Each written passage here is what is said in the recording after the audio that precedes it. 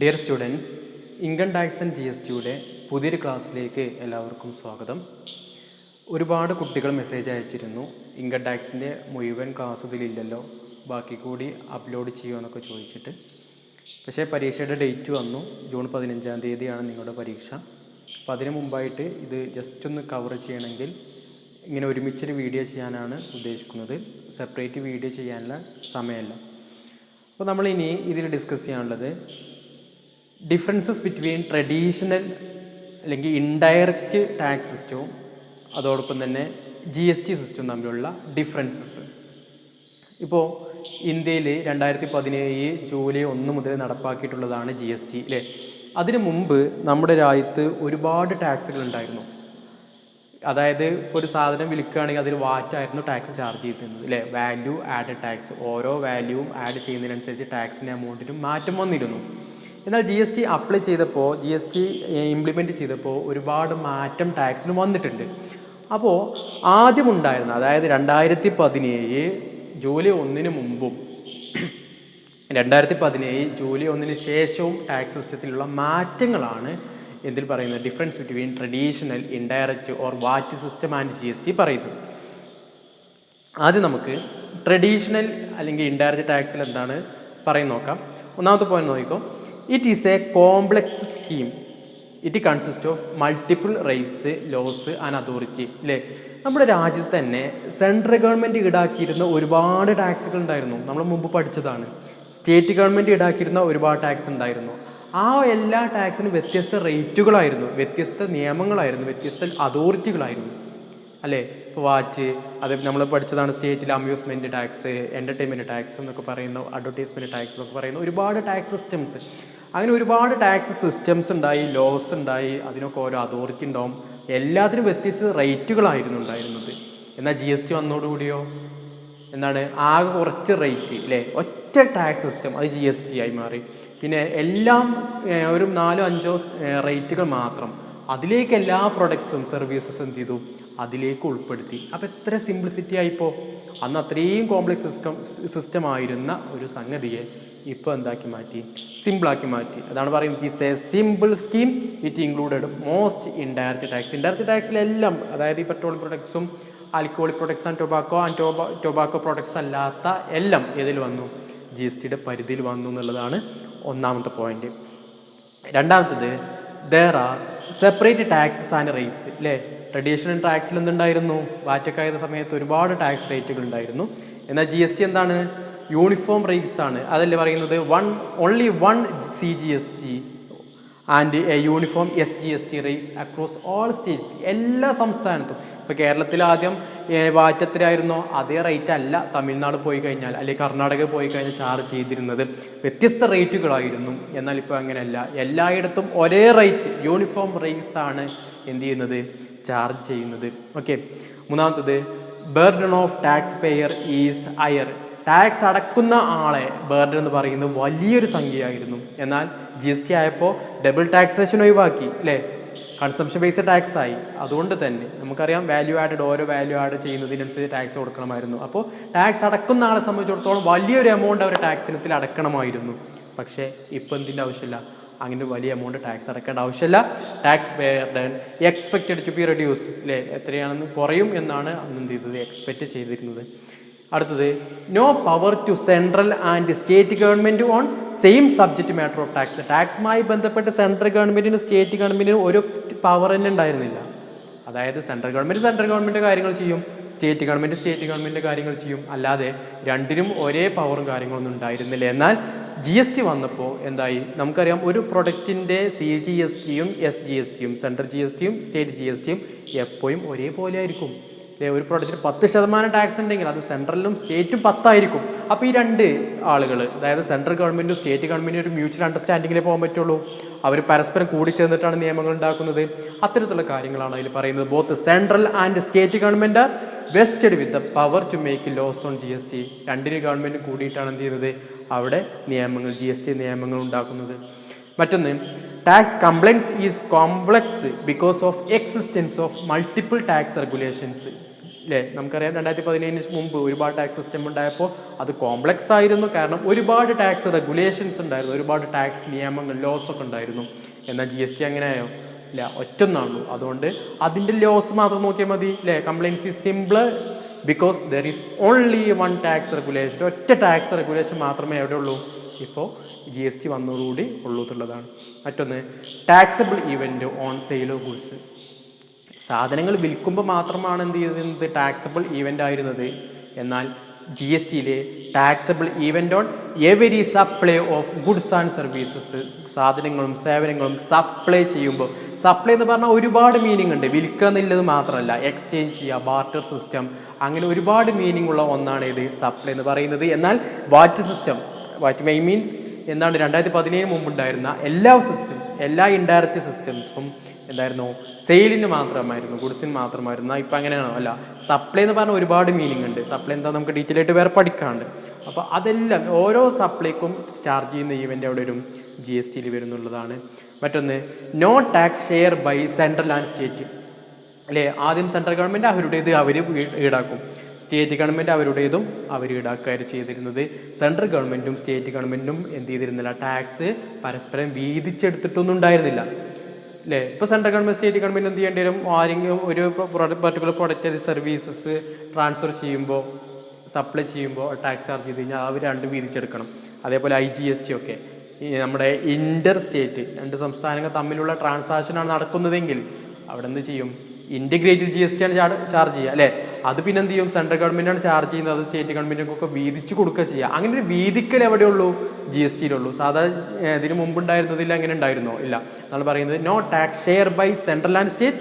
അപ്പുറത്ത് CGST and SGST collected and shared between central and state government. CGSTയും SGSTയും എന്ത് ചെയ്യും? കളക്ട് ചെയ്യും. എന്നിട്ട് എന്ത് ചെയ്യും? സെൻട്രൽ ആൻഡ് സ്റ്റേറ്റ് ഗവൺമെൻറ് പരസ്പരം അത് ഷെയർ ചെയ്യുന്നതാണ്.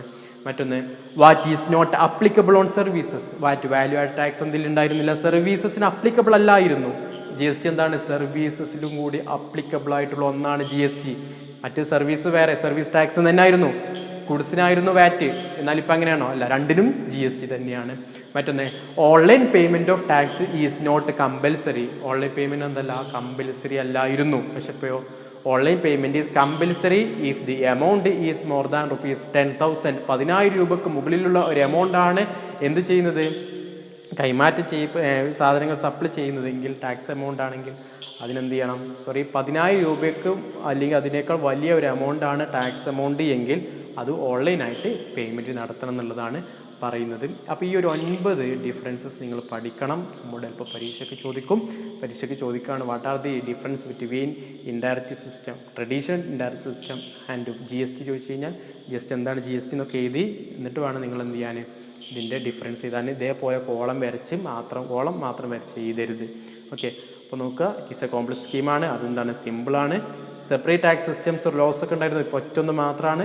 ടാക്സ് പേയറുടെ ബേർഡൻ എന്ന് പറയുന്നത് ഹയർ ആയിരുന്നു, അതിപ്പോൾ എന്തായി? കുറവാണ്. അതുപോലെ തന്നെ സെൻട്രൽ സ്റ്റേറ്റ് ഗവൺമെൻറ്റും ഒരേ സബ്ജക്റ്റ് മാറ്ററിൽ എന്തുണ്ടായിരുന്നില്ല? ഒരു പവർ ഉണ്ടായിരുന്നില്ല. എന്നാൽ ഇപ്പോൾ GST ആയപ്പോൾ രണ്ടാൾക്കും പവർ ഉണ്ട്. പിന്നെ ടാക്സ് കംപ്ലയിൻസ് കോംപ്ലക്സ് ആയിരുന്നു, കാരണം ഒരുപാട് ടാക്സ് റെഗുലേഷൻസ് ഉണ്ടായിരുന്നു. ഇപ്പം അങ്ങനെയല്ല, tax compliance is simpler, there is only one tax റെഗുലേഷനാണ്. ടാക്സബിൾ ഈവൻറ്റ് സെയിൽ ഓഫ് ഗുഡ്സിന് മാത്രമാണ്, എന്നാൽ supply of goods and services ആണെന്ന് മനസ്സിലാക്കുക. മറ്റൊന്ന്, no tax share by central and state. Central ഗവൺമെൻറ്റും സ്റ്റേറ്റ് ഗവൺമെൻറ്റും എന്ത് ചെയ്യുന്നില്ല? ടാക്സ് ഷെയർ ചെയ്തിരുന്നില്ല. എന്നാൽ CGST SGST കളക്ട് ചെയ്തിരുന്നു, അത് സെൻട്രൽ ഗവൺമെൻറ്റും സ്റ്റേറ്റ് ഗവൺമെൻറ്റും എന്ത് ചെയ്യുന്നുണ്ട്? ഷെയർ ചെയ്യുന്നുണ്ട്. വാറ്റ് നോട്ട് അപ്ലിക്കബിൾ ഓൺ സർവീസ്. വാറ്റ് എന്തിന് അപ്ലിക്കബിൾ അല്ല? വാറ്റ് സർവീസിന് അപ്ലിക്കബിൾ അല്ലായിരുന്നു, എന്നാൽ GST എന്തിന് അപ്ലിക്കബിൾ ആണ്? GST സർവീസസിനും അപ്ലിക്കബിൾ ആണ്. ഓൺലൈൻ പേയ്മെൻറ്റ് ടാക്സ് കമ്പൽസറി അല്ലായിരുന്നു, എന്നാൽ ഓൺലൈൻ പേയ്മെൻറ്റ് ഇപ്പോൾ എന്താണ്? കമ്പൽസറി ആണ്. എങ്ങനെയാണെങ്കിൽ 10,000 രൂപയ്ക്ക് മുകളിലുള്ള എമൗണ്ടാണ് GST അടക്കുന്നതെങ്കിൽ അത് ഓൺലൈൻ പേയ്മെൻ്റ് ആയിട്ട് അടക്കണം എന്നാണ് പറയുന്നത്. ഇനി ഇതിൽ അടുത്ത നമുക്ക് പഠിക്കാനുള്ളത് അഡ്വാൻറ്റേജസ് ഓഫ് GST ആണ്. അഡ്വാൻറ്റേജസ് ഓഫ് GST വളരെ ഇമ്പോർട്ടൻ്റ് ആണ്, പരീക്ഷയ്ക്ക് എന്ത് ചെയ്യാം? ചോദിക്കാം. ഒന്നാമത്തതാണ് eliminating tax on tax effect. നമ്മൾ ടാക്സ് അടച്ച എമൗണ്ടിന് മുകളിൽ തന്നെ വീണ്ടും ടാക്സ് അടക്കുന്ന ഒരു അവസ്ഥ ഒഴിവാക്കാൻ പറ്റുന്ന എലിമിനേറ്റിംഗ് ടാക്സ് ഓൺ ടാക്സ്. നമുക്കറിയാം വാറ്റിലെ പ്രധാന ലിമിറ്റേഷൻ തന്നെ അതാണ്. എന്താണ്? നമ്മൾ ടാക്സ് അടച്ച എമൗണ്ട് ഉണ്ടാവും, അല്ലേ? 100 രൂപയുടെ സാധനത്തിന് 10 രൂപ ടാക്സ് അടച്ചിട്ടുണ്ടെങ്കിൽ പിന്നെ അതിന് ചാർജ് ചെയ്യാം 110 ടാക്സ് ചാർജ് ചെയ്യാം. ടാക്സ് അടച്ച 10 രൂപക്ക് പോലും പിന്നെയും ടാക്സ് കൊടുക്കേണ്ട അവസ്ഥ വരുന്നുണ്ട്, അത് ഒഴിവാക്കാൻ പറ്റി. രണ്ടാമത്തത് easy identification of product because it has HSN. HSN എന്ന് പറഞ്ഞാൽ ഹാർമണൈസ്ഡ് സിസ്റ്റം ഓഫ് നോമൻക്ലേച്ചർ എന്നാണ്. ഹാർമണൈസ്ഡ് സിസ്റ്റം ഓഫ് നോമൻക്ലേച്ചർ, അതായത് ഓരോ പ്രൊഡക്റ്റിനും അതിൻ്റെ എന്തുണ്ട്, ഒരു HSN കോഡ് ഉണ്ടാവും. HSN കോഡ് ഉണ്ടാവും, ഒരു കോഡ് ഉണ്ടാവും. ആ കോഡിനെയാണ് HSN എന്ന് പറയുന്നത്, ഹാർമണൈസ് സിസ്റ്റം ഓഫ് നോമൻക്ലേച്ചർ. അതിലൂടെ നമുക്ക് ഓരോ പ്രൊഡക്റ്റിനെയും ഈസി ആയിട്ട് ഐഡൻറ്റിഫൈ ചെയ്യാൻ പറ്റും എന്നുള്ളതാണ് മറ്റൊന്ന് പറയുന്നത്. മൂന്നാമത്തത് one tax GST imposed only one tax in respect of product and replacing all hidden taxes by single tax. നമുക്കറിയാം GST വന്നതോടുകൂടി ഒരുപാട് ഇൻഡയറക്റ്റ് ടാക്സസ് സെൻട്രൽ ഗവൺമെൻറ്റും സ്റ്റേറ്റ് ഗവൺമെൻറ്റും ഒക്കെ ഈടാക്കിയിരുന്ന ഒട്ടനവധി ടാക്സുകൾ ഉണ്ടായിരുന്നു. ആ ടാക്സ് സിസ്റ്റംസ് ഒക്കെ ഒഴിവാക്കിയിട്ട് നമ്മൾ തീരെ കേൾക്കാത്ത ടാക്സ് സിസ്റ്റംസ് വരെ ഉണ്ടായിരിക്കാം, അതൊക്കെ ഒഴിവാക്കിയിട്ടാണ് എന്ത് വന്നത്, GST വന്നത്. മറ്റൊന്ന് decrease in price of the product, സാധനങ്ങളുടെ വില കുറയുക. എങ്ങനെ വില കുറയുക, ഡബിൾ ടാക്സേഷൻ ഒഴിവാക്കുകയാണ് അല്ലേ. അതേപോലെ തന്നെ GST റേറ്റുകൾ കൂടുതലാണെന്നുള്ളതാണ്. നമുക്കറിയാം ഒരു വാല്യൂ ടാക്സിന് ആദ്യം ഒരു വാല്യൂ ആഡ് ചെയ്തു, പിന്നെ അതിന് ടാക്സ്, പിന്നെയും ടാക്സ്, അങ്ങനെ പല ടാക്സ് വലിയ സംഖ്യ വന്നിരുന്നു. പക്ഷേ GST ആയപ്പോൾ വില കുറയണം ശരിക്കും, പക്ഷേ GST റേറ്റ് നല്ലോണം കൂട്ടി. സ്വാഭാവികമായിട്ടും വില വല്ലാതെ കുറഞ്ഞിട്ടില്ല, എന്നാലും നമുക്കൊരു അഡ്വാൻറ്റേജ് എഴുതാൻ പറ്റും, decrease in the price of the product. മറ്റൊന്ന് ഈസി ആക്സെപ്റ്റബിലിറ്റി, ആർക്കും പെട്ടെന്ന് ആക്സെപ്റ്റ് ചെയ്യാൻ പറ്റുന്നതാണ്. അതുപോലെ തന്നെ റെഡ്യൂസിങ് ട്രാൻസാക്ഷൻ കോസ്റ്റ് കുറവാണ്. കാരണം കുറച്ച് GST എന്ന് പറഞ്ഞാൽ കുറച്ച് മാത്രമേ ഉള്ളൂ, മറ്റുള്ളത് പോലെ തന്നെ ഒരുപാട് ടാക്സ് റെഗുലേഷൻസ് ഒന്നുമില്ല, അത് ട്രാൻസാക്ഷൻ കോസ്റ്റ് കുറക്കാൻ പറ്റും. മറ്റൊന്ന് എലിമിനേറ്റ്സ് മൾട്ടിപ്ലിസിറ്റി ഓഫ് ടാക്സസ്, ഒരുപാട് ടാക്സ് സിസ്റ്റംസ് ഉണ്ട്, അതൊക്കെ നമുക്ക് ഒഴിവാക്കാൻ പറ്റും. മറ്റൊന്ന് reduce average tax burden to consumers, കൺസ്യൂമേഴ്സിന് ടാക്സ് ബേർഡൻ കുറയുന്നതാണ്. മറ്റൊന്ന് യൂണിഫോമിറ്റി ഓഫ് ടാക്സ് റേറ്റ് അല്ലേ, എല്ലാത്തിലും യൂണിഫോമിറ്റി ആണ്, അല്ലാതെ ഓരോന്നിനും വ്യത്യസ്ത തരത്തിലുള്ള റേറ്റ് അല്ല. കേരളത്തിൽ എത്രയാണ് ചാർജ് ചെയ്യുന്നത് അത് തന്നെയാണ് മറ്റുള്ള സംസ്ഥാനങ്ങൾ ചാർജ് ചെയ്യുന്നത് അല്ലേ, യൂണിഫോമിറ്റി ഉണ്ട്. മറ്റൊന്ന് റെഡ്യൂസ് കറപ്ഷൻ, ഇതിലൂടെ നമുക്ക് അഴിമതികളൊക്കെ കുറക്കാൻ പറ്റും എന്നുള്ളതാണ് പറയുന്നത്. ഇതിനൊക്കെ പുറമെ വേരിയസ് സ്റ്റേക്ക് ഹോൾഡേഴ്സ് എന്ന് പറഞ്ഞാൽ എന്താണ്, GSTയുമായി ബന്ധപ്പെടുന്ന ആളുകളെയാണ് സ്റ്റേക്ക് ഹോൾഡേഴ്സ് എന്ന് പറയാം. ഷെയർ ഹോൾഡേഴ്സ് എന്ന് പറഞ്ഞു കഴിഞ്ഞാൽ ഷെയർ എടുത്ത ആളുകളാണെങ്കിൽ സ്റ്റേക്ക് ഹോൾഡേഴ്സ് എന്ന് പറഞ്ഞാൽ എന്താണോ കോൺസെപ്റ്റ്, ആ കോൺസെപ്റ്റുമായി ബന്ധപ്പെടുന്ന ആളുകൾ. ഇപ്പോൾ എല്ലാ സിറ്റിസൺസ്, ഇപ്പോൾ നമുക്കറിയാം GSTയുമായി ബന്ധപ്പെട്ടാണ് നമ്മുടെ രാജ്യത്തുള്ള എല്ലാ സിറ്റിസൺസും GSTയുമായി ബന്ധപ്പെട്ടവരാണ്. കാരണം എന്താണ്, ഞാനും നിങ്ങളും എല്ലാവരും GST അടക്കുന്നുണ്ട്, നമ്മൾ അറിയുന്നില്ല. നമ്മളൊരു സാധനം വാങ്ങിക്കുന്ന സമയത്ത് ആ GSTയുടെ എമൗണ്ട് കൂടി അതിൽ ഉൾപ്പെടുത്തിയിട്ടാണ് കൊടുക്കുന്നത് അല്ലേ. അതാണ് സ്റ്റേക്ക് ഹോൾഡേഴ്സ്. GSTയുമായി ബന്ധപ്പെട്ട ആരൊക്കെ ഉണ്ടോ അവരൊക്കെ എന്താണ്, GSTയുടെ സ്റ്റേക്ക് ഹോൾഡേഴ്സ് ആണെന്നാണ്. അപ്പോൾ സ്റ്റേക്ക് ഹോൾഡേഴ്സിന് ഉള്ള ബെനിഫിറ്റ്സ് ആണ് നമ്മൾ പറയുന്നത്. ഒന്നാമത്തതാണ് ബെനിഫിറ്റ് GST ടു സിറ്റിസൺസ്, നമ്മുടെ രാജ്യത്തുള്ള എല്ലാ സിറ്റിസൺസിനും എന്തൊക്കെ ബെനിഫിറ്റ് ഉണ്ടെന്നാണ്. ഒന്നാമത്തെ നോക്കിക്കോ, സിംപ്ലർ ടാക്സ് സിസ്റ്റം, ഇതൊരു സിമ്പിളായിട്ടുള്ള ടാക്സ് സിസ്റ്റമാണ്.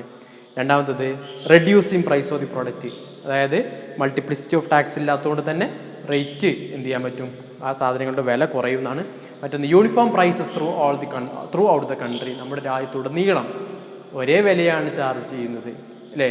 ഇവിടെ ഒരു വിലയും വേറെ സംസ്ഥാനത്ത് മറ്റൊരു വിലയല്ല. കാരണം എന്താ, എല്ലായിടത്തും യൂണിഫോം ടാക്സ് റേറ്റ് ആണ്. പ്രൊഡക്റ്റിൻ്റെ വില എല്ലായിടത്തും ഒരേപോലെയാവും, ടാക്സ് റേറ്റിനാണല്ലോ സാധാരണ മാറ്റമുണ്ടാവുക. എന്നാൽ ഇവിടെ എല്ലാ സംസ്ഥാനത്തും ഒരേ റേറ്റ് ആയതുകൊണ്ട് തന്നെ രാജ്യത്തുടനീളം ഒരേ പ്രൈസസ് ആണുള്ളത്. മറ്റൊന്ന് ട്രാൻസ്പെറൻസി ഇൻ ടാക്സേഷൻ സിസ്റ്റം, നമുക്കറിയാം ഒരുപാട് ഇൻഡയറക്റ്റ് ടാക്സ് സിസ്റ്റംസ് ഉണ്ടായിരുന്നു, അങ്ങനെ ഒരുപാട് ഉണ്ടാകുമ്പോൾ നമുക്ക് എല്ലാം കൂടി പഠിക്കാൻ പറ്റില്ല. എന്നാൽ ഇത് GST മാത്രമാണ്. അതുകൊണ്ട് തന്നെ ഏതൊരാൾക്കും പെട്ടെന്ന് മനസ്സിലാക്കാൻ പറ്റും ഒരു സുതാര്യത ഏതിനുണ്ട്, ഇപ്പോഴുള്ള ടാക്സ് സിസ്റ്റത്തിലുണ്ട് എന്നാണ്.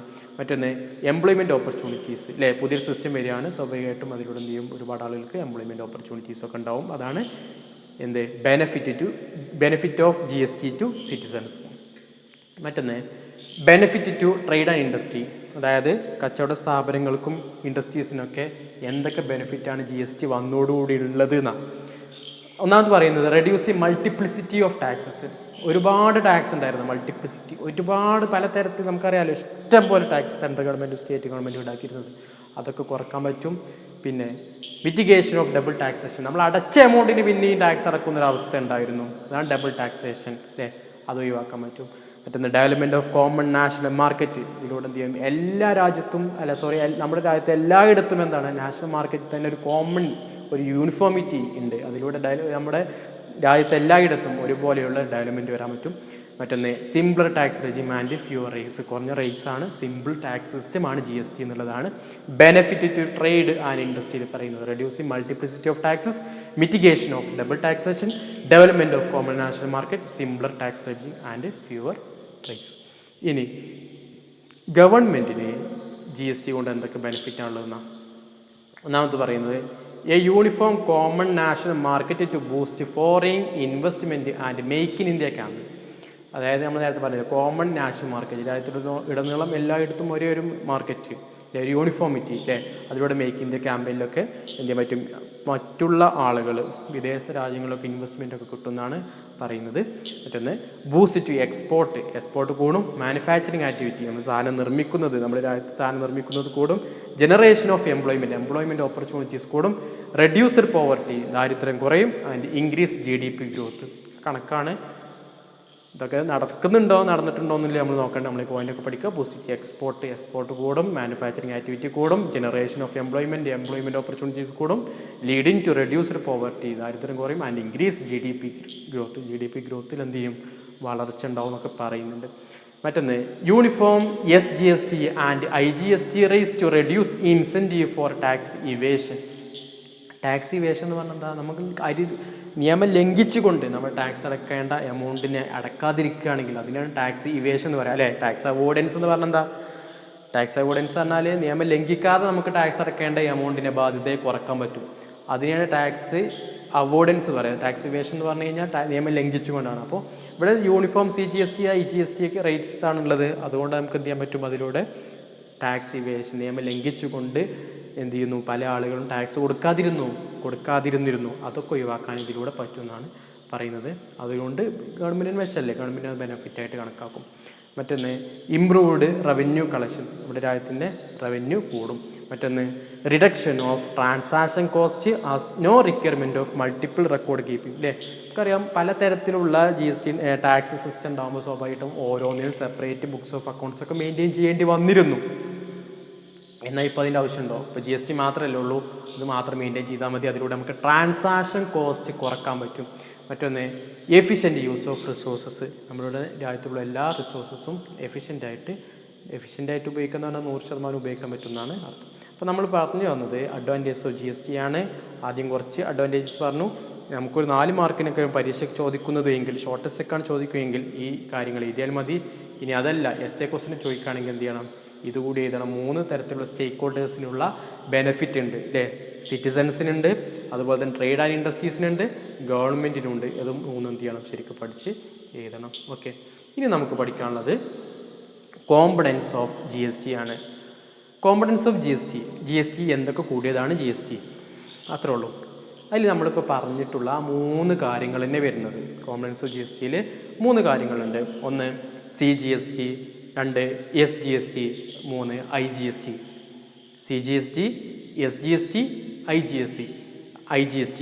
ഇത് CGST ആണ് central goods and service tax അല്ലേ. സ്റ്റേറ്റ് GST ആണ് SGST. IGST എന്ന് പറഞ്ഞാൽ ഇൻറ്റഗ്രേറ്റഡ് GST. ഇത് 3 ജസ്റ്റ് ഒന്ന് പറഞ്ഞുതരാം. CGST എന്ന് പറഞ്ഞു കഴിഞ്ഞാൽ നമ്മുടെ രാജ്യത്തിലെ ഒരു സംസ്ഥാനത്തിനുള്ളിൽ തന്നെ ഏതെങ്കിലും ട്രാൻസാക്ഷൻ നടത്തുകയാണെങ്കിൽ അതിനെയാണ് എന്താ പറയുക, അതിന് സെൻട്രൽ ഗവൺമെൻറ് ചാർജ് ചെയ്യുന്നതാണ് CGST.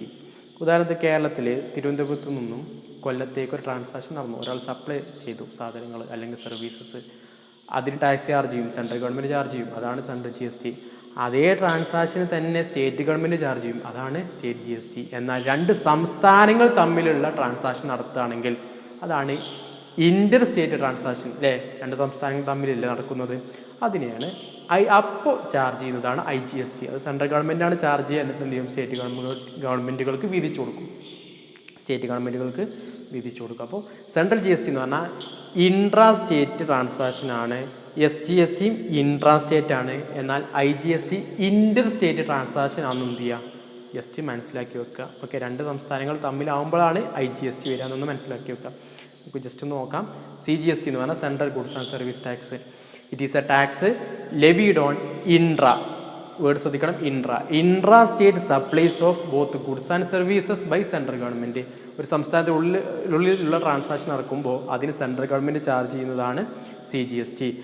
It will be governed by CGST act 2016. ഇത് ഗവേൺ ചെയ്യുന്നതാണ് CGST ആക്ട് 2016 ആണ്. The tax collected under GST will be revenue for the central government. Central tax like central excise duty additional excess duty, special excess duty, service tax etc. will be subsumed under GST. അതായത് central government ഈടാക്കിയിരുന്ന ഒരുപാട് ടാക്സുകളുണ്ട്. ഉദാഹരണത്തിന് എന്താണ് central tax like central excise duty, additional excise duty, special excise duty, service tax ഒക്കെ ഉണ്ടായിരുന്നു. അതൊക്കെ എന്തിൽ വന്നു? CGSTയുടെ പരിധിയിൽ വന്നു. അപ്പോൾ ഇനി എന്ത് ചെയ്യേണ്ട ആവശ്യമില്ല, അതൊന്നും കളക്ട് ചെയ്യേണ്ട ആവശ്യമില്ല, ഒക്കെ GST ആയിട്ട് മാറി എന്നാണ്. CGSTയുടെ പരിധിയിൽ വന്നു, സബ്സ്യൂം ചെയ്തു എന്നാണ് അതിൽ പറയുന്നത്. അപ്പോൾ സെൻട്രൽ GST എന്താന്ന് പറഞ്ഞാൽ ഒരു സംസ്ഥാനത്തിനുള്ളിലുള്ള ഇൻട്രാ സ്റ്റേറ്റ് സപ്ലൈസിന് സെൻട്രൽ ഗവൺമെൻറ് ചാർജ് ചെയ്യുന്ന ഒരു GST ആണ് സെൻട്രൽ GST. അത് ഗവൺ ചെയ്യുന്നത് CGST ആക്ട് 2016 ആണ്. ഇനി SGST എന്ന് പറഞ്ഞാൽ state goods and service tax ആണ്.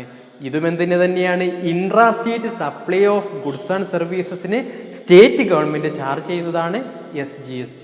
നേരത്തെ സെൻട്രൽ ഗവൺമെൻറ് ചാർജ് ചെയ്യുന്നത്, ഇപ്പോഴോ സ്റ്റേറ്റ് ഗവൺമെൻറ് ചാർജ് ചെയ്യുന്നതാണ്. It is a tax levied on intra state supply of goods and services by the state government and will be governed by SGST ആയിട്ട്. ഇത് govern ചെയ്യുന്നത് ആരേക്കും? സ്വാഭാവികമായിട്ടും SGST ആക്ട് ആയിരിക്കും. Example CGST and SGSTക്ക് ഒരു example കൊടുത്തിട്ടുണ്ട്. Mister A is a dealer in Kerala. എന്ന് പറയുന്നത് കേരളത്തിലെ ഡീലറാണ്. Who sold goods to B in Kerala. അദ്ദേഹം എന്ത് ചെയ്തു? എ എന്ന് പറയുന്ന വ്യക്തി കേരളത്തിലുള്ള ബിക്ക് സാധനങ്ങൾ 20,000 രൂപ വിറ്റു. GST rate 18%, comprising CGST rate 9%, SGST rate 9%. മൊത്തം 18%ആണ് GST. സെൻട്രൽ ഗവൺമെൻറ്റിൻ്റെത് 9%, state government 9%. In this case dealer കളക്റ്റും 3,600, 2% കളക്ട് ചെയ്യും. Of which 1,800 will go to central government and 1,800 will go to Kerala government, state government. മനസ്സിലായോ? അതായത് കേരളത്തിലുള്ള ഒരാൾ കേരളത്തിലുള്ള മറ്റാൾക്ക് വല്ല സാധനങ്ങളും വിൽക്കുകയാണെങ്കിൽ അതിനെന്ത് ചെയ്യും? ഒരു ടാക്സ് ചാർജ് ചെയ്യും. ആ ടാക്സ് ചാർജിൻ്റെ പകുതി സെൻട്രൽ ഗവൺമെൻറ്റും പകുതി സ്റ്റേറ്റ്. അതെങ്ങനെ ചാർജ് ചോദിച്ചപ്പോൾ 9 ആണെങ്കിൽ 9 സ്റ്റേറ്റ് ഗവൺമെൻറ്റും 9 സെൻട്രൽ ഗവൺമെൻറ്റും ചാർജ്. മൊത്തം അയാൾക്ക് 18% കൊടുക്കേണ്ടി വരും. അത് അവരവർ കളക്ട് ചെയ്യുന്നതാണ് അതിനകത്ത് പറയുന്നത്. ഇനി മൂന്നാമത് നേരത്തെ പറഞ്ഞ integrated goods and service tax ആണ് IGST.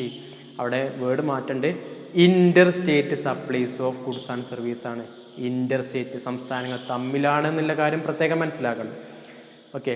It is a tax levied on all inter state supplies of goods and services will be governed by IGST act. Inter word മാറിയിട്ടുണ്ട്, അത് ശരിക്കും ശ്രദ്ധിക്കണം.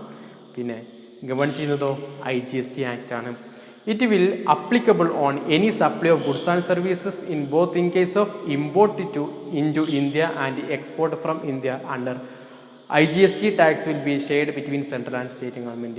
ഇന്ത്യയിൽ നിന്നും എക്സ്പോർട്ട് ചെയ്യുകയാണെങ്കിലും ഇന്ത്യയിലേക്ക് ഇമ്പോർട്ട് ചെയ്യുകയാണെങ്കിലും ഒക്കെ ഏതിൻ്റെ കേസിലാണ് വരിക? IGSTയിലാണ് വരിക. ഇൻ്റർ സ്റ്റേറ്റ് സപ്ലൈസും ഇന്ത്യയിലേക്ക് ഇമ്പോർട്ട് ചെയ്തതും ഇന്ത്യയിൽ നിന്നും എക്സ്പോർട്ട് ചെയ്തതുമായി ബന്ധപ്പെട്ടിട്ടുള്ള എല്ലാ കാര്യങ്ങളും ഏതിൻ്റെ പരിധിയിൽ വരും? IGSTയിലാണ് വരിക. ഉദാഹരണത്തിൽ നോക്കിക്കോ. Consider that a business man from Maharashtra had sold goods to business man from Gujarat worth ₹1 lakh. The GST rate is 18%, comprise of 18% IGST. അതായത് മഹാരാഷ്ട്രയിൽ നിന്നും ഗുജറാത്തിലുള്ള ഒരാൾക്ക് മഹാരാഷ്ട്രയിൽ നിന്നും ഗുജറാത്തിലുള്ള ഒരാൾക്ക് 1,00,000 രൂപയുടെ സാധനങ്ങൾ കൈമാറ്റം ചെയ്തു. അതിന് 18% എന്ത് ഈടാക്കുന്നുണ്ട്? IGST ഈടാക്കും. കാരണം രണ്ട് സംസ്ഥാനങ്ങൾ തമ്മിലാണ്. In such case dealer has to charge 18,000 as IGST. This will go to central and state government on the base of recommendation of GST council. അതായത് ഇത് ഈടാക്കുന്നത് സെൻട്രൽ ഗവൺമെൻറ്റാണ് IGST. കാരണം എന്താ? രണ്ട് സംസ്ഥാനങ്ങൾ തമ്മിലാണ് ട്രാൻസാക്ഷൻ നടക്കുന്നത്. അതുകൊണ്ട് സെൻട്രൽ ഗവൺമെൻറ് ഈടാക്കും. സെൻട്രൽ ഗവൺമെൻറ് ഈടാക്കി സെൻട്രൽ ഗവൺമെൻറ് അവരുടെ പോർഷൻ അവരെടുക്കും. സ്റ്റേറ്റ് ഗവൺമെൻറ് ആ രണ്ട് സ്റ്റേറ്റ് ഗവൺമെൻറ്റും അല്ലേ, ഇപ്പോൾ ഇവിടെ ഗുജറാത്തും മഹാരാഷ്ട്രയും അവർക്ക് തമ്മിൽ എന്ത് ചെയ്യും? വീതിച്ചു കൊടുക്കും. അത് എന്തിൻ്റെ അടിസ്ഥാനത്തിലാണ് വീതിച്ചു കൊടുക്കുക എന്ന് വെച്ച് കഴിഞ്ഞാൽ GST കൗൺസിൽ അവരുടെ റെക്കമെൻഡേഷനോടുകൂടി. GST കൗൺസിലിൻ്റെ റെക്കമെൻഡേഷൻ നമുക്കറിയാം. GST ഡിപ്പാർട്ട്മെൻറ്റിൻ്റെ ഏറ്റവും ഹയസ്റ്റ് അതോറിറ്റിയാണ് ഏത്? GST council. GST കൗൺസിലിൻ്റെ റെക്കമെൻഡേഷനോട് കൂടിയിട്ടാണ് എന്ത് ചെയ്യുന്നത്? ഇത്തരം കാര്യങ്ങളൊക്കെ അവർ ചെയ്യുക. ഇനി ഇപ്പോൾ നമ്മൾ പഠിച്ചു വന്ന കാര്യങ്ങൾ ഈ 3 കോമ്പണൻസ് ശരിക്കും മനസ്സിലാക്കണം. SGST, CGST, IGST ഏതൊക്കെ സന്ദർഭങ്ങളാണ് ഇത് ചാർജ് ചെയ്യുക എന്നുള്ളത്, എങ്ങനെയാണ് ഇതിൻ്റെ മെക്കാനിസം എന്ന്. ഇനി നമുക്ക് ചില ഡെഫിനിഷൻസ് ഉണ്ട്. GST ആക്ടിലെ സെക്ഷൻ 2 കുറച്ച് കാര്യങ്ങൾ എന്ത് ചെയ്യുന്നുണ്ട്? ഡിഫൈൻ ചെയ്യുന്നുണ്ട്. നമുക്കറിയാം ഇൻകം ടാക്സിൽ കുറച്ച് ഡെഫിനിഷൻ നമ്മൾ പഠിച്ചിരുന്നു അല്ലേ? Assessee, assessment, assessment year, previous year എന്നിങ്ങനെയൊക്കെ ഒരുപാട് കാര്യങ്ങൾ നമ്മൾ എന്ത് ചെയ്തിരുന്നു? പഠിച്ചിരുന്നു. അതേപോലെ തന്നെ GST ആക്ടിലെ സെക്ഷൻ 2 എന്ത് ചെയ്യുന്നുണ്ട്, കുറച്ച് കാര്യങ്ങൾ ഡിഫൈൻ ചെയ്യുന്നുണ്ട്. അപ്പോൾ ആ കാര്യങ്ങൾ നമ്മൾ എന്ത് ചെയ്യണം, പഠിക്കണം. ഏതെങ്കിലുമൊക്കെ ഒന്നോ രണ്ടെണ്ണമൊക്കെ ചിലപ്പോൾ പരീക്ഷയ്ക്ക് 2 മാർക്കിന് ചോദിക്കാം. ഓക്കെ, അപ്പോൾ അതിനുള്ള ഓരോ പോയിൻറ്സും ശരിക്കും മനസ്സിലാക്കി പഠിക്കണം. ഓക്കെ, അതിൽ ഒന്നാമത്തതാണ് ഏജൻറ്റ്. ഏജൻറ്റ് എന്ന് പറഞ്ഞു കഴിഞ്ഞാൽ എന്താണ്, ഒരു വ്യക്തിയായിരിക്കും അല്ലേ, മറ്റൊരാൾക്ക് വേണ്ടിയിട്ട് ഒരു കാര്യം ചെയ്യുന്ന ആളെയാണ് എന്ത് പറയുക, ഏജൻറ്റ് എന്ന് പറയാം. ഇപ്പം എക്ക് വേണ്ടി ബി എന്തെങ്കിലും കാര്യം ചെയ്താൽ അല്ലേ, അവിടെ ആരായിരിക്കും ഏജൻറ്റ്, ബി ഏജൻ്റ് ആയിരിക്കും. കാരണം എന്താ, ആ എക്ക് വേണ്ടിയിട്ട് കാര്യങ്ങൾ ചെയ്തത് ആരാണ്, ബി ആണ്. അതിനുള്ളൂ എന്ത് ഇവിടെയും അർത്ഥമാക്കുന്നത് നോക്കോ, agent means A person including A factor, broker, commission agent or any other mercantile agent by whatever name called, who carries on the business of supply or receipt of goods or services or both on behalf of another. മറ്റൊരാൾക്ക് വേണ്ടിയിട്ട് സാധനങ്ങളോ സേവനങ്ങളോ അല്ലെങ്കിൽ സാധനങ്ങളും സേവനങ്ങളും രണ്ടോ എന്ത് ചെയ്യാണ്, supply ചെയ്യുന്ന ഒരാൾ, അവരെന്ത് പേരിട്ട് വിളിച്ചാലും ശരി, ബ്രോക്കർന്നോ കമ്മീഷൻ ഏജൻറ്റെന്നോ അല്ലെങ്കിൽ മറ്റ് മെർക്കൻറ്റൈൽ ഏജൻറ്റെന്നോ, അങ്ങനെ എന്ത് പേരിട്ട് വിളിച്ചാലും ശരി, മറ്റൊരാൾക്ക് വേണ്ടിയിട്ട് സാധനങ്ങളോ സേവനങ്ങളോ രണ്ടും കൂടിയിട്ടോ സപ്ലൈ ചെയ്യുന്ന ഒരു വ്യക്തി ഉണ്ടെങ്കിൽ അദ്ദേഹമാണ് ആര്, ഏജൻറ്റ്. അയാൾ എന്ത് പേരിട്ട് വിളിച്ചാലും കുഴപ്പമില്ല, അദ്ദേഹമാണ് ഏജൻറ്റ്. മനസ്സിലായോ? മറ്റൊരാൾക്ക് വേണ്ടിയിട്ട് ഒരു കാര്യം ചെയ്യുന്ന ആളാണ് ഏജൻറ്റ്, മറ്റൊരാൾക്ക് വേണ്ടിയിട്ട് സാധനങ്ങളും സേവനങ്ങളും സപ്ലൈ ചെയ്യുന്ന ആൾ. രണ്ടാമത്തത് aggregate turn over. Aggregate turn over എന്ന് പറഞ്ഞു കഴിഞ്ഞാൽ നമുക്കറിയാം പാൻ നമ്പർ ഉണ്ടാവും അല്ലേ, പെർമനൻ്റ് അക്കൗണ്ട് നമ്പർ, എല്ലാവർക്കും പെർമനൻ്റ് അക്കൗണ്ട് നമ്പർ ഉണ്ടാവും. അങ്ങനെ ഒരു പാൻ നമ്പറിൽ തന്നെ നടക്കുന്ന എല്ലാ ട്രാൻസാക്ഷൻസും കൂട്ടിയതിനെയാണ് അഗ്രിഗേറ്റ് ടേൺ ഓവർ എന്ന് പറയുന്നത്. അതായത് ഇപ്പോൾ ഒരാൾ ടാക്സബിൾ സപ്ലൈസ് നടത്തുന്നുണ്ട്, ടാക്സബിൾ ഈവൻ്റ് ആവുന്ന അല്ലെങ്കിൽ ടാക്സ് അടയ്ക്കേണ്ട സാധനങ്ങളും സേവനങ്ങളും ഒക്കെ എന്ത് ചെയ്യുന്നുണ്ട്, സപ്ലൈ ചെയ്യുന്നുണ്ട്. അയാൾ തന്നെ എന്ത് ചെയ്യുന്നുണ്ട്, എക്സംപ്റ്റ് സപ്ലൈസ് നടത്തുന്നുണ്ട്. അദ്ദേഹം തന്നെ സാധനങ്ങളും സേവനങ്ങളൊക്കെ എക്സ്പോർട്ട് ചെയ്യുന്നുണ്ട്. അദ്ദേഹം തന്നെ ഇൻ്റർ സ്റ്റേറ്റ് സപ്ലൈസ്, രണ്ട് സംസ്ഥാനങ്ങൾ തമ്മിലുള്ള ട്രാൻസാക്ഷൻ നടത്തുന്നുണ്ട്. അങ്ങനെ എന്ത് തരത്തിലുള്ള ട്രാൻസാക്ഷൻ നടത്തിയാലും ശരി, അതൊരു സെയിം പാൻ നമ്പറിലാണ് നടക്കുന്നതെങ്കിൽ അദ്ദേഹം നടത്തിയിട്ടുള്ള എല്ലാ ട്രാൻസാക്ഷൻസിനെയും കൂട്ടിയിട്ട് പറയുന്നതാണ് അഗ്രിഗേറ്റ് ടേൺ ഓവർ എന്ന്. മനസ്സിലായോ? അതായത് aggregate value of all taxable supplies, exempt supplies, export of goods or services or both and inter state supplies having the same PAN to be computed on all India basis but excludes central tax, state tax, union territory tax, integrated tax and cess. അതായത് ഇപ്പോൾ നമ്മുടെ ഒരു വ്യക്തി, ഒരു A എന്ന് പറയുന്ന വ്യക്തി, അദ്ദേഹം എന്ത് ചെയ്തു, ടാക്സബിൾ സപ്ലൈ നടത്തുന്നുണ്ട്, ടാക്സ് അടക്കേണ്ടാത്ത സപ്ലൈ നടക്കുന്നുണ്ട്, മറ്റുള്ള രാജ്യങ്ങളിലേക്ക് എക്സ്പോർട്ട് ചെയ്യുന്നുണ്ട്, അതോടൊപ്പം തന്നെ 2 സംസ്ഥാനങ്ങൾ തമ്മിൽ ട്രാൻസാക്ഷൻ നടത്തുന്നുണ്ട്. ആ വ്യക്തിക്ക് ഒരൊറ്റ പാൻ നമ്പർ ഉണ്ടാവുള്ളൂ, അതിന്മേൽ ഇതൊക്കെ നടത്തുന്നത്. അങ്ങനെ അയാൾ നടത്തിയിട്ടുള്ള എല്ലാ ട്രാൻസാക്ഷൻസും അതിൽ സെൻട്രൽ ഗവൺമെൻറ്റിലേക്ക് കൊടുത്ത ടാക്സ് ഉൾപ്പെടില്ല, സ്റ്റേറ്റ് ഗവൺമെൻറ്റിലേക്ക് കൊടുത്ത ടാക്സ് ഉൾപ്പെടില്ല, യൂണിയൻ ടെറിട്ടറി, അതായത് യൂണിയൻ ടെറിട്ടറീസിൽ കൊടുക്കുന്നതാണ് UT GST, അത് ഉൾപ്പെടില്ല, ഇൻ്റഗ്രേറ്റഡ് GST ഇൻ്റർ സ്റ്റേറ്റ് നടത്തുന്നത് ഉൾപ്പെടില്ല, സെസ്സും ഉൾപ്പെടില്ല. അങ്ങനെ ടാക്സ് ഇനത്തിലല്ലാത്ത മറ്റുള്ള എന്തൊക്കെ ട്രാൻസാക്ഷൻസ് അദ്ദേഹം ചെയ്തിട്ടുണ്ടോ ആ സംഗതി എല്ലാത്തിനും കൂട്ടി വിളിക്കുന്ന പേരാണ് അഗ്രിഗേറ്റ് ടേൺ ഓവർ. ആ വേർഡത്തിനുണ്ട് അഗ്രിഗേറ്റ് അല്ലേ, ഒരു ടേൺ ഓവർ അല്ല, എല്ലാ ടേൺ ഓവറുകളും കൂട്ടി വിളിക്കുകയാണ്. അതാണ് അഗ്രിഗേറ്റ് ടേൺ ഓവർ. മനസ്സിലായിട്ടുണ്ടാവും വിചാരിക്കുന്നു. മൂന്നാമത്തത് ഗുഡ്സ്.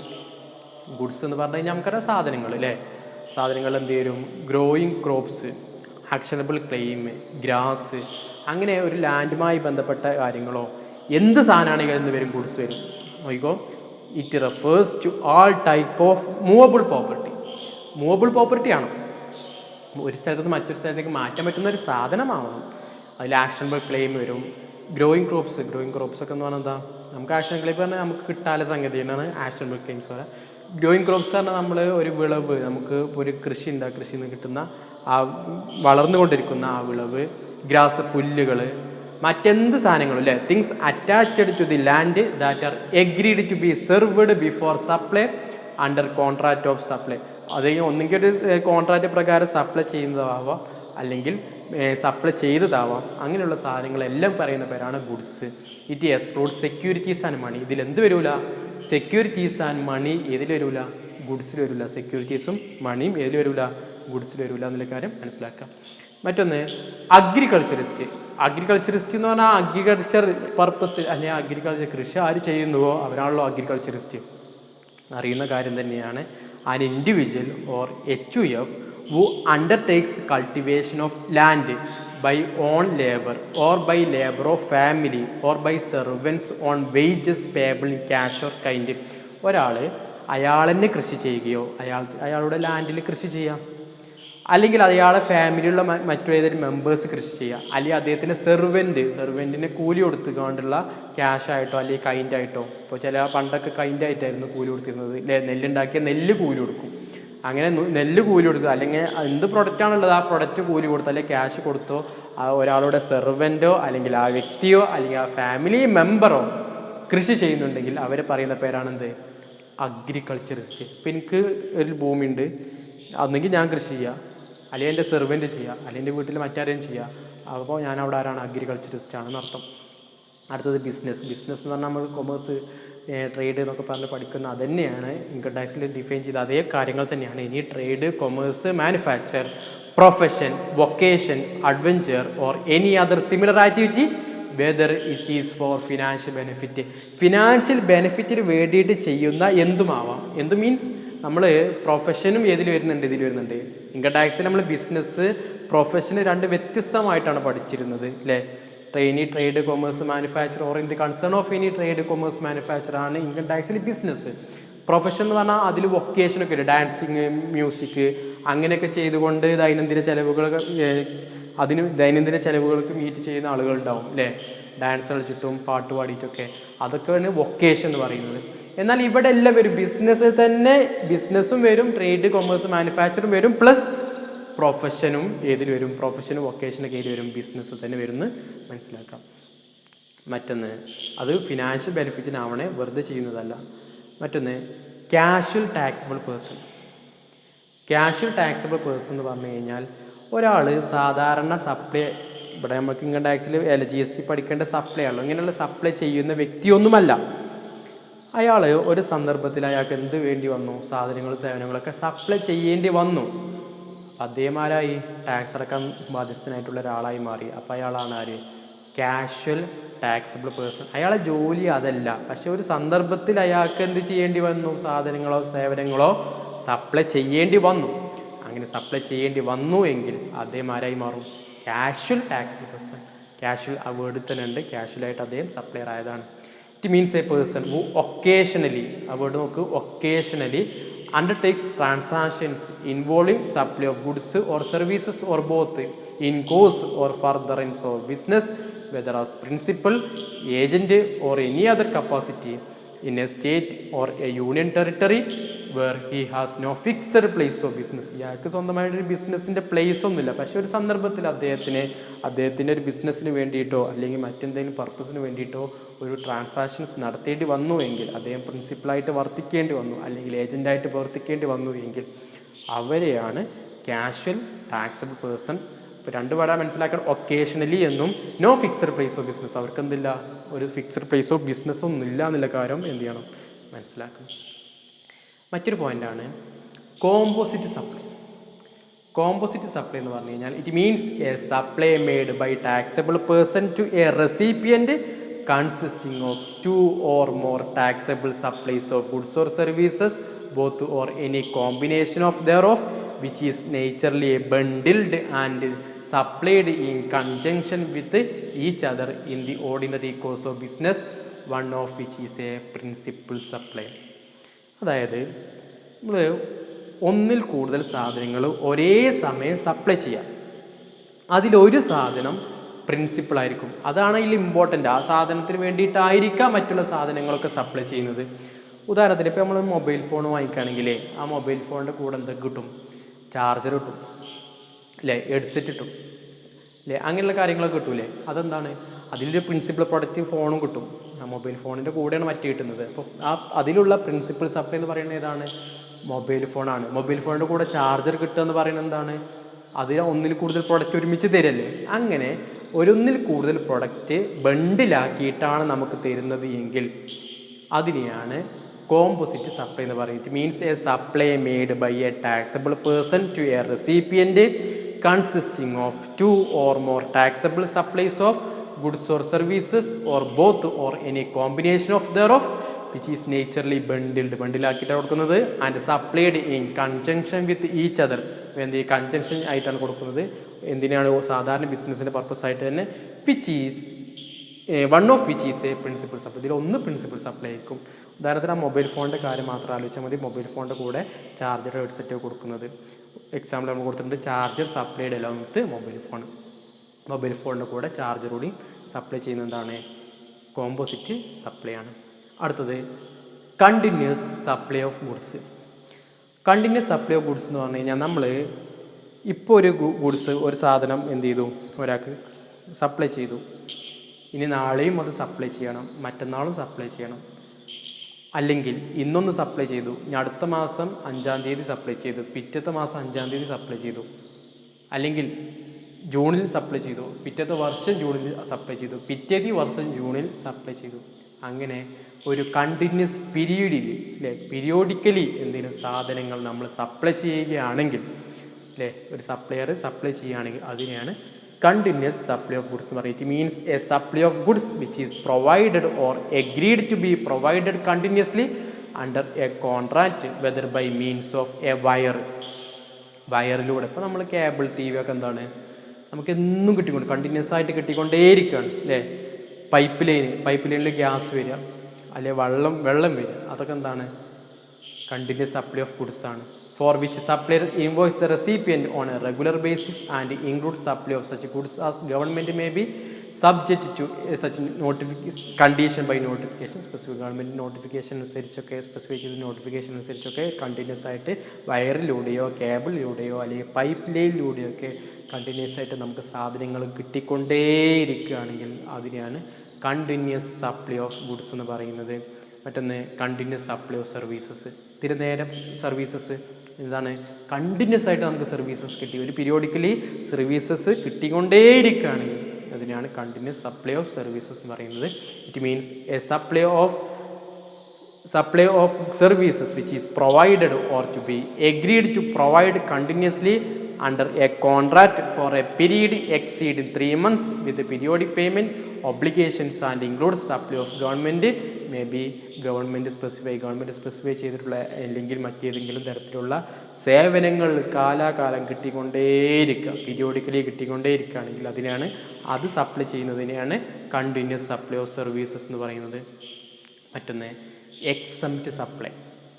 എക്സംപ്റ്റ് സപ്ലൈ എന്ന് പറഞ്ഞാൽ ഇൻകം ടാക്സിൽ ഒരുപാട് എക്സംപ്റ്റ് ഇൻകം ഉണ്ടല്ലോ. Agriculture income is exempt under section 10 subsection 1 of Income Tax Act 1961.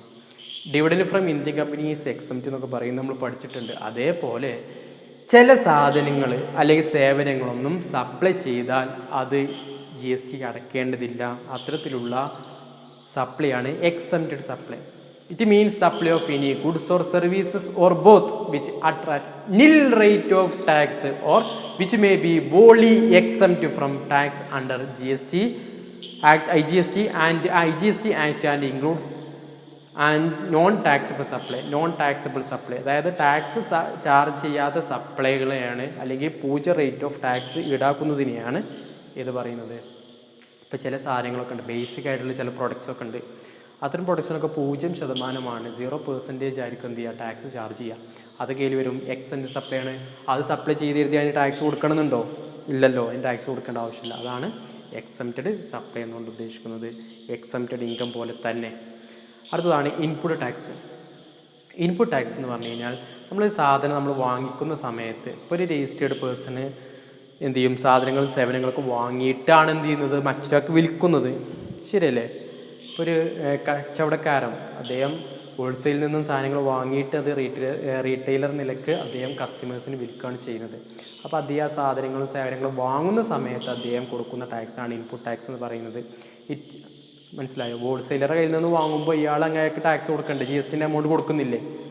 അതാണ് ഇൻപുട്ട് ടാക്സ് എന്നുകൊണ്ട് ഉദ്ദേശിക്കുന്നത്. It means central tax, state tax, integrated tax or union territory tax charged on any supply of goods and services made to a registered person and includes IGST charged on import of goods, SGST, UTGST but not include tax paid under the composition levy. Composition levy എന്ന് പറയുന്ന സംഗതി നമുക്ക് വേറെ പഠിക്കാനുണ്ട് കേട്ടോ. അതിലുൾപ്പെടാത്ത നമ്മൾ എന്തെങ്കിലും സാധനങ്ങൾ സേവനങ്ങൾ രജിസ്റ്റേർഡ് പേഴ്സൺ ആദ്യം ഇങ്ങോട്ട് വാങ്ങിക്കുമ്പോൾ അവരടക്കുന്ന GST ആണ് ഇൻപുട്ട് ടാക്സ് എന്നുകൊണ്ട് ഉദ്ദേശിക്കുന്നത്.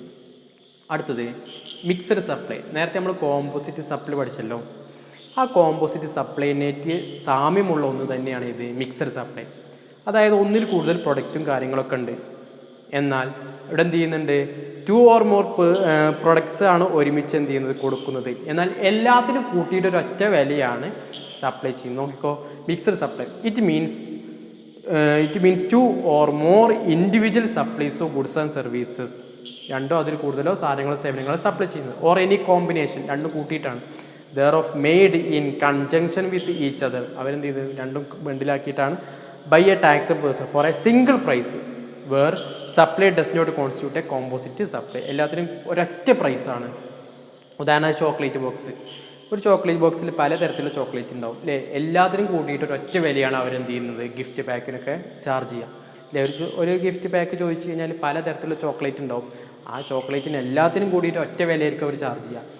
ചിലപ്പോൾ നമ്മൾ അത് പൊട്ടിച്ച് നോക്കിയാൽ ചിലപ്പോൾ നമ്മൾ കൊടുത്ത എമൗണ്ടിനനുസരിച്ചുള്ള ചോക്ലേറ്റ് ചിലപ്പോൾ സിംഗിൾ പ്രൈസ് ആയിരിക്കും നോക്കിയാൽ ചിലപ്പോൾ കിട്ടിക്കൊള്ളുന്നില്ല. അപ്പോൾ അവരെല്ലാത്തിനും കൂട്ടി ഒറ്റ വിലയിൽ ചാർജ് ചെയ്യുന്നത് അതാണ് മിക്സഡ് സപ്ലൈ. എന്നാൽ കോമ്പോസിറ്റ് സപ്ലൈ നമുക്ക് എന്താണെന്ന് അറിയോ. ഇപ്പോൾ നമ്മൾ സാധാരണ മൊബൈൽ ഫോണും അതുപോലെ തന്നെ മൊബൈൽ ഫോൺ വാങ്ങിക്കുമ്പോൾ അതിൻ്റെ കൂടെ നമുക്ക് ചാർജറും ഹെഡ്സെറ്റൊക്കെ കിട്ടുന്നുണ്ട്. പക്ഷേ അതിൻ്റെ വില കൂടി അവരെന്ത് ചെയ്യുന്നുണ്ട്, അതിൽ ചാർജ് ചെയ്യുന്നുണ്ട്. അപ്പോൾ മൊബൈൽ ഫോൺ വാങ്ങിക്കുമ്പോൾ നമ്മൾ വേറെ പ്രൈസ് കൊടുത്തുകൊണ്ട് വാങ്ങിക്കുന്നത് പോലെയാണ് എൻ്റെ ബാക്കിയുള്ള കാര്യങ്ങൾ. എന്നാൽ ഇവിടെ അങ്ങനെയല്ല, ഇതിനെല്ലാത്തിനും കൂടിയിട്ട് ഒറ്റ വിലയാണ് ചാർജ് ചെയ്യുന്നത്. അതാണ് മിക്സഡ് സപ്ലൈയും കോമ്പോസിറ്റ് സപ്ലൈയും തമ്മിലുള്ള ഡിഫറൻസ്. ബണ്ടിലാക്കിയിട്ട് കൊടുക്കുന്നതാണ് കോമ്പോസിറ്റ്. എന്നാൽ ഇത് ബണ്ടിൽ തന്നെയാണ്, പക്ഷേ ഓരോന്നിൻ്റെയും വില കണക്കാക്കുന്നില്ല. എല്ലാത്തിനും വേറെ കൂട്ടിയിട്ട് ഒറ്റ വിലയാണ് ചാർജ് ചെയ്യുന്നത്. അതാണ് മിക്സഡ് സപ്ലൈ എന്നുകൊണ്ട് ഉദ്ദേശിക്കുന്നത്. Taxable person for a single price ആണെന്നുള്ള കാര്യം മനസ്സിലാക്കുക. എന്നാൽ കോമ്പോസിറ്റ് സപ്ലൈക്ക് അങ്ങനെ സിംഗിൾ പ്രൈസ് എന്നല്ല, സിംഗിൾ പ്രൈസ് അല്ല. അവിടെ നമ്മൾ മൊബൈൽ ഫോൺ വാങ്ങിക്കുമ്പോൾ ചാർജർ വാങ്ങൽ നമ്മൾ നിർബന്ധമാവുകയാണ്. അപ്പോൾ ചാർജറിൻ്റെ പൈസ നമ്മൾ വേറെ കൊടുത്ത് വാങ്ങുന്നത് പോലെയാണെന്ന് മനസ്സിലാക്കാം. മറ്റൊന്ന് പ്രിൻസിപ്പൽ സപ്ലൈ. നേരത്തെ നമ്മൾ പറഞ്ഞതാണ് മൊബൈൽ ഫോൺ വാങ്ങിക്കുമ്പോൾ ചാർജർ മൊബൈൽ ഫോൺ വാങ്ങിക്കുമ്പോൾ അതിൽ ഏറ്റവും പ്രിൻസിപ്പളായിട്ടുള്ള സാധനം ഏതാണ്? മൊബൈൽ ഫോൺ തന്നെയാണ് അല്ലേ. വെറും ചാർജറോട് നമുക്കൊന്നും ചെയ്യാൻ കഴിയില്ല. അപ്പോൾ അതിലെ പ്രിൻസിപ്പൽ സപ്ലൈ എന്ന് പറയുന്നത് ഏതാണ്? ആ മൊബൈൽ ഫോണാണ്. It means supply of goods or services which constitute the predominant element of composite supply and to which any other supply forming part of their composite supply is ancillary. When charger supplied along with mobile phone is principal. നമ്മൾ mobile ഫോണിൻ്റെ കൂടെ ചാർജറും കൊടുക്കുന്നുണ്ടെങ്കിൽ അവിടെ mobile ഫോണാണ് എന്ത് principal supply എന്നുകൊണ്ട് ഉദ്ദേശിക്കുന്നത്. മറ്റൊന്ന് recipient. ആർക്കാണോ സാധനങ്ങൾ കിട്ടുന്നത് അല്ലെങ്കിൽ ആരാണോ അതിൻ്റെ പേയ്മെൻറ്റ് നടത്തുന്നത് അവരാണ് റെസിപ്പിയൻറ്റ്. ബിക്ക് സാധനം കൊടുത്തു, ആ ബിക്കാണ് അതിൻ്റെ എന്ത് ചെയ്തത് സാധനം കിട്ടിയത് അല്ലേ. ബി ആണ് അതിന് പൈസ കൊടുക്കേണ്ടത്, അവരാണ് റെസിപ്പിയൻറ്റ്. എന്നാൽ രണ്ട് കേസിലാണ് എന്ത് വരിക റെസിപ്പിയൻറ്റ് വരിക. അത് നമുക്ക് നോക്കാം. Recipient of supply of goods or services means where a consideration is payable for the supply of goods or services, the person who liable to pay that consideration. ആരാണോ ആ ഒരു സാധനത്തിൻ്റെ അല്ലെങ്കിൽ സേവനത്തിൻ്റെ പൈസ കൊടുത്തത് അല്ലെങ്കിൽ ആരാണോ കൊടുക്കാൻ ബാധ്യസ്ഥനായിട്ടുള്ളത് അവരാണ് റെസിപ്പിയൻറ്റ്. ശരിയല്ലേ? വാങ്ങുന്ന ആൾ തന്നെയാണ് പൈസ കൊടുക്കേണ്ടി വരിക. അപ്പോൾ ആ പൈസ കൊടുക്കാൻ ബാധ്യസ്ഥനായിട്ടുള്ള ആൾ റെസിപ്പിയൻ്റ് ആണ്. ഇനി ബി പറയും നോക്ക്, വേർ നോ കൺസിഡറേഷൻ. അവിടെ കൺസിഡറേഷൻ ഒന്നും ഇല്ല എങ്കിൽ എന്ത് ചെയ്യും? The person to whom goods delivered or service rendered. Free ആയിട്ട് കൊടുക്കുകയെന്ന് വിചാരിക്കുക, അല്ലെങ്കിൽ കൺസിഡറേഷൻ ഇല്ലാത്തൊരു സാധനമാണെന്ന് വിചാരിക്കുക. അങ്ങനെയാണെങ്കിൽ അവിടെ ആർക്കാണോ ഈ സാധനം കിട്ടിയത്, ആർക്കാണോ ഈ സാധനം ഡെലിവർ ചെയ്തത്, അല്ലെങ്കിൽ ആർക്കാണ് ഈ സർവീസ് റെൻഡർ ചെയ്തത്, സർവീസ് കിട്ടിയത്, അവരാണ് ആര്? റെസിപ്പിയൻറ്റ്. മനസ്സിലായോ? ഇപ്പോൾ റെസിപ്പിയൻ്റ് എന്ന രണ്ടാൾക്കാരോ, ഒന്ന് പൈസ കൊടുക്കാൻ ബാധ്യസ്ഥനായിട്ടുള്ള ആൾ ആരാണോ, ഇനി പൈസ ഇല്ലെങ്കിലോ കൺസിഡറേഷൻ ഇല്ലെങ്കിലോ ആർക്കാണ് ഈ സാധനങ്ങൾ അല്ലെങ്കിൽ സേവനങ്ങൾ ലഭിച്ചത് അവരാണ് ആര്? റെസിപ്പിയൻറ്റ്. മറ്റൊന്ന് സർവീസ് എന്ന് പറഞ്ഞു കഴിഞ്ഞാൽ എന്താണ്? ഗുഡ്സ് അല്ലാത്ത എല്ലാം എന്താണ്? സർവീസാണ്. ഗുഡ്സ്, മണി, സെക്യൂരിറ്റീസ് അല്ലാത്ത എല്ലാ ആക്ടിവിറ്റീസും സർവീസസ് ആണ്. നോക്കോ, it means anything other than goods, money and securities, but includes activities relating to the use of money or its conversion by cash or by any other mode from one currency to another currency for a separate consideration is charged. എന്താണ്? എല്ലാ കാര്യങ്ങളും അതിലെന്തൊന്നും ഉൾപ്പെടില്ല. Goods ഉൾപ്പെടില്ല, മണി ഉൾപ്പെടില്ല, securities ഉൾപ്പെടില്ല. പക്ഷേ എന്തുൾപ്പെടും? Activities relating to use of money or its conversion by cash or any other mode from one currency to another. നമ്മൾ currency ഉപയോഗിച്ചുകൊണ്ട് നമ്മൾ എന്തെങ്കിലും ട്രാൻസാക്ഷൻസ് നടത്തുകയാണെങ്കിൽ ആ കറൻസി നമുക്ക് ഇതിൽ ഉൾപ്പെടുത്താൻ പറ്റും, സർവീസായിട്ട് ഉൾപ്പെടുത്താൻ പറ്റും എന്നാണ് പറയുന്നത്. മറ്റൊന്നാണ് സപ്ലയർ. സപ്ലയർ എന്ന് പറഞ്ഞാൽ ആരാണോ സാധനങ്ങളും സേവനങ്ങളും സപ്ലൈ ചെയ്യുന്നത് അവരാണ് ആര്? സപ്ലയർ എന്ന് പറയുന്നത് person supply the goods or services and shall include an agent acting as such on behalf of such supplier. സപ്ലയർക്ക് വേണ്ടിയിട്ട് മറ്റാരെങ്കിലും ഒരു ഏജന്റാണ് സാധനങ്ങളും സേവനങ്ങളൊക്കെ സപ്ലൈ ചെയ്യുന്നതെങ്കിൽ അവരെ എന്ത് പറയും? സപ്ലയർ എന്ന് പറയും. ആരാണോ സാധനങ്ങളും സേവനങ്ങളും സപ്ലൈ ചെയ്യുന്നത് അവരെയാണ് സപ്ലയർ എന്ന് പറയുന്നത്. എന്നാൽ ഒരു വ്യക്തിക്ക് വേണ്ടിയിട്ട് മറ്റൊരാൾ, ഒരു ഏജന്റാണ് അവിടെ സാധനങ്ങളും സേവനങ്ങളൊക്കെ സപ്ലൈ ചെയ്യുന്നതെങ്കിൽ അവരെയും എന്ത് പറയാൻ പറ്റും? നമുക്ക് സപ്ലയർ എന്ന് പറയാൻ പറ്റും. The person supply the goods or services and shall include an agent acting as such on behalf of such supplier. സപ്ലയർക്ക് വേണ്ടിയിട്ട് ഒരു ഏജന്റ് പ്രവർത്തിക്കുകയാണെങ്കിൽ അവർ സപ്ലയർ എന്ന് പറയാം. മറ്റൊന്നാണ് വർക്ക്സ് കോൺട്രാക്റ്റ്. വർക്ക്സ് കോൺട്രാക്റ്റ് എന്ന് പറഞ്ഞു കഴിഞ്ഞാൽ നമ്മൾ സാധാരണ കോൺട്രാക്റ്റ് എടുക്കൂലേ, ഒരു ബിൽഡിങ്ങിന് അല്ലെങ്കിൽ മറ്റുള്ള എന്തെങ്കിലും കാര്യങ്ങൾക്ക് വേണ്ടിയിട്ടൊക്കെ ഒരു കോൺട്രാക്റ്റ് എടുക്കണേ, അത്തരത്തിലുള്ള കോൺട്രാക്റ്റിൽ തന്നെയാണ് വർക്ക് കോൺട്രാക്റ്റ് എന്ന് പറയുന്നത്. It means a contract for ബിൽഡിങ്ങിന് വേണ്ടിയിട്ടുള്ള കോൺട്രാക്റ്റ് ആവാം, കൺസ്ട്രക്ഷൻ അല്ലെങ്കിൽ fabrication, repair, installation, improvement, modification etcetera of any immovable property. ഒരു ഇമ്മൂവബിൾ പ്രോപ്പർട്ടി, മൂവബിൾ പ്രോപ്പർട്ടി അല്ലാത്ത, ചലിക്കാൻ കഴിയാത്ത ഏതെങ്കിലും പ്രോപ്പർട്ടിക്ക് എന്തെങ്കിലും കോൺട്രാക്റ്റ് എടുക്കുക. അതിന് കൺസ്ട്രക്ഷൻ ആവാം, ഫാബ്രിക്കേഷൻ ആവാം, റിപ്പയറിനാവാം, അല്ലെങ്കിൽ അതിൽ എന്തെങ്കിലും ഇൻസ്റ്റലേഷൻ, പുതിയ സാധനങ്ങൾ ഇൻസ്റ്റാൾ ചെയ്യാനാവാം, അതിലെന്തെങ്കിലും മോഡിഫിക്കേഷൻ വരുത്താനാവാം, അല്ലെങ്കിൽ ഇമ്പ്രൂവ്മെൻ്റ് ആവാം. അത്തരത്തിലുള്ള ഒരു കോൺട്രാക്റ്റിനെയാണ് വർക്ക്സ് കോൺട്രാക്റ്റ് എന്ന് പറയുന്നത്. Okay, where in the transfer of property goods involve in the execution of such contract. അടുത്തത് സീറോ റേറ്റഡ് സപ്ലൈ. അപ്പോൾ നമ്മൾ നേരത്തെ പറഞ്ഞു എക്സംപ്റ്റ് സപ്ലൈ എന്താണ്? ടാക്സ് കൊടുക്കേണ്ടാത്ത സപ്ലൈ ആണ് എക്സംപ്റ്റ് സപ്ലൈ എന്ന് പറയുന്നത്. എന്നോട് പറയുന്നത് സീറോ റേറ്റഡ് സപ്ലൈ. ഇത് രണ്ടാണ്. സീറോ റേറ്റഡ് സപ്ലൈ എന്ന് പറഞ്ഞാലും എക്സംപ്റ്റ് സപ്ലൈ എന്ന് പറഞ്ഞാൽ രണ്ടാണ്. ടാക്സ് ചാർജ് ചെയ്യാത്ത സപ്ലൈ ആണ് എന്ന് പറയുന്നത് എക്സംപ്റ്റ് സപ്ലൈ എന്ന് പറയുന്നത്. എന്നാൽ സീറോ റേറ്റഡ് സപ്ലൈ എന്ന് പറഞ്ഞു കഴിഞ്ഞാൽ ഗുഡ്സോ സർവീസസോ എക്സ്പോർട്ട് ചെയ്യുകയോ സാധനങ്ങളോ സേവനങ്ങളോ എക്സ്പോർട്ട് ചെയ്യുകയോ അല്ലെങ്കിൽ സ്പെഷ്യൽ എക്കണോമിക് സോൺ, ഗവൺമെൻറ് പറയുന്ന ഒരു സോണാണത് സ്പെഷ്യൽ എക്കണോമിക് സോൺ. ആ സ്പെഷ്യൽ എക്കണോമിക് സോണിലേക്ക് എന്തെങ്കിലും സാധനങ്ങളും സേവനങ്ങളും സപ്ലൈ ചെയ്യുകയാണെങ്കിൽ അതെന്താണ്? സീറോ റേറ്റഡ് സപ്ലൈ ആണ്. അപ്പോൾ സീറോ റേറ്റഡ് സപ്ലൈ എങ്ങനെ ആവാം? It means supply of any goods or services including export of goods or services or both. ഒന്നെങ്കിൽ എക്സ്പോർട്ട് ചെയ്യുന്നതാവാം, അല്ലെങ്കിലോ supply of goods or services or both to a special economic zone. Special economic സോണിലേക്ക് എന്ത് ചെയ്യാവുന്നതാവാം? Special economic സോണിലേക്ക് supply ചെയ്യുന്നതാവാം. ആ രണ്ട് കാര്യങ്ങൾ നിങ്ങൾ പഠിച്ചേ പറ്റുള്ളൂ. സീറോ റേറ്റഡ് സപ്ലൈ ചോദിച്ചു കഴിഞ്ഞാൽ എക്സംപ്റ്റ് സപ്ലൈ ചെയ്തരുത്. Export of goods or service or both, അല്ലെങ്കിൽ സ്പെഷ്യൽ എക്കണോമിക് സോണിലേക്ക് സപ്ലൈ ചെയ്യുന്നത്. ഓക്കെ, അപ്പോൾ ഇത്രയും കാര്യങ്ങളാണ് ഡെഫിനിഷൻ. നമ്മൾ 18 ഡെഫിനിഷൻ നമ്മൾ പഠിച്ചിട്ടുണ്ട്. ഓരോന്നും ശരിക്കും മനസ്സിലാക്കി പഠിക്കുക. ഏതെങ്കിലുമൊക്കെ എടുത്ത് 2 മാർക്കിന് എന്ത് ചെയ്യും നമ്മോട് ചോദിക്കും. നമ്മൾ ആദ്യം പഠിച്ചതാണ് ഏജൻറ്റ് എന്ന് പറഞ്ഞു കഴിഞ്ഞാൽ മറ്റൊരാൾക്ക് വേണ്ടിയിട്ട് ഒരു വ്യക്തി എന്തെങ്കിലും ജോലി ചെയ്യുക, സപ്ലൈ ചെയ്യാൻ അവർ ഏജൻറ്റാണ്. അഗ്രിഗേറ്റ് ടേൺ ഓവർ എന്നൊരു പാൻ കാർഡിൽ എല്ലാ ട്രാൻസാക്ഷൻസും കൂട്ടിയിട്ട് വിളിക്കുന്ന പേരാണ് അഗ്രിഗേറ്റ് ടേൺ ഓവർ. ഗുഡ്സ് ആണ് നമുക്ക് അറിയുന്ന കാര്യമാണ്. അഗ്രികൾച്ചർ കൃഷിക്കാരനാണ്. ബിസിനസ് അറിയുന്നതാണ്. ക്യാഷ് ടാക്സ് നമ്മൾ ഒക്കേഷണലി ഫിക്സഡ് പ്ലേസ് ഒന്നും ഇല്ലാതെ ഒരാൾ ടാക്സ് അടക്കാൻ ബാധ്യസ്ഥനാവുകയാണെങ്കിൽ അദ്ദേഹമാണ്. കോമ്പോസിറ്റ് സപ്ലൈ എന്നാൽ ഒന്നിൽ കൂടുതൽ സാധനം ഒരുമിച്ച് കൈമാറുകയാണെങ്കിൽ അതാണ് കോമ്പോസിറ്റ് സപ്ലൈ. പിന്നെ നമ്മൾ പറഞ്ഞ കണ്ടിന്യൂസ് ആണ്, തുടർച്ചയായിട്ട് വയറിലൂടെ, കേബിളിലൂടെ, പൈപ്പ് ലൈനിലൊക്കെ കൊടുക്കുന്നതാണ്. കണ്ടിന്യൂസ് സപ്ലൈ ഓഫ് സർവീസ് എന്ന് പറഞ്ഞു കഴിഞ്ഞാൽ സാധനങ്ങൾ, അതേ സേവനങ്ങൾ കണ്ടിന്യൂസ് ആയിട്ട് പ്രൊവൈഡ് ചെയ്യുന്നതാണ്. എക്സംപ്റ്റ് സപ്ലൈ എന്ന് പറഞ്ഞാൽ സീറോ റേറ്റഡ് സപ്ലൈ എന്ന് പറയരുത്. അതായത് ഒരു ടാക്സ് പോലും ചാർജ് ചെയ്യാത്ത സപ്ലൈ ആണ് എക്സംപ്റ്റ് സപ്ലൈ എന്ന് പറയാം.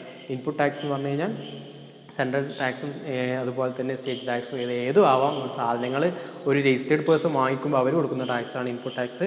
മിക്സഡ് സപ്ലൈ പറഞ്ഞാൽ ഒന്നിൽ കൂടുതൽ പ്രോഡക്റ്റ് ഒരേ സമയം കൊടുക്കുന്നുണ്ട്, പക്ഷേ എല്ലാത്തിനും കൂടി ഒറ്റ വിലയാണ് ചാർജ് ചെയ്യുന്നതെങ്കിൽ അതാണ് മിക്സഡ് സപ്ലൈ. പിന്നെ പറഞ്ഞ പ്രിൻസിപ്പൽ സപ്ലൈ ആണ്. അതായത് കോമ്പോസിറ്റ് സപ്ലൈയിൽ ഒരു പ്രൊഡക്റ്റിൻ്റെ കൂടെ മറ്റൊരു പ്രൊഡക്റ്റ് കൂടി കൊടുക്കുന്നുണ്ട്. അതിൽ ആ പ്രിൻസിപ്പലായിട്ടുള്ള പ്രൊഡക്റ്റ് ഏതാണ് അതാണ് പ്രിൻസിപ്പൽ സപ്ലൈ. റെസിപ്പിയൻ്റ് സാധനങ്ങൾ ആർക്കാണോ കിട്ടുന്നത് അല്ലെങ്കിൽ അതിൻ്റെ പേയ്മെൻറ്റ് ആരാണ് നടത്തുന്നത് അവരാണ് റെസിപ്പിയൻ്റ്.